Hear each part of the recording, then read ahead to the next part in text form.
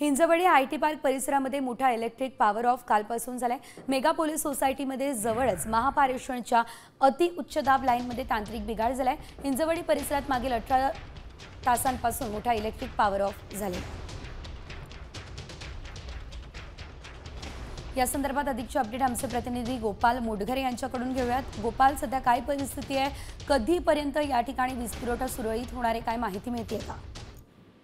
कालपासून Hinjawadi IT park परिसरामध्ये वीज पुरवठा खंडित झाला आहे आणि हा वीज पुरवठा खंडित झाल्याचा फटका आयटी पार्क परिसरातील निवासी जे नागरिक आहेत आणि मोठ्या कंपन्या आहेत त्यांना देखील बसला आहे। मागील 18 तासापासून आयटी पार्क हिंजवडी परिसरामध्ये वीज पुरवठा खंडित आहे। महापारेषणच्या ज्या अतिउच्च दाब वाहिन्या आहेत विद्युत पुरवठा करणाऱ्या त्यांच्यामध्ये तांत्रिक बिघाड झाल्याने हा वीज पुरवठा खंडित झालेला आहे।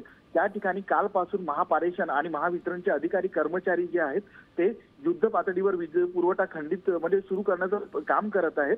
मात्र त्यांना पुढील 2 ते 3 दिवस लागण्याची शक्यता आहे आणि याचा मोठा फटका आयटी पार्क परिसरातील ज्या मोठ्या कंपन्या आहेत त्यांना बसणार आहे।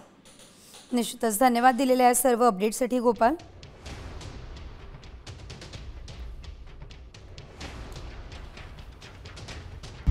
आता isakal.com आहे देशातील नंबर 1 ची मराठी न्यूज वेबसाईट। प्रत्येक अपडेटसाठी isakal.com ला नक्की भेट द्या।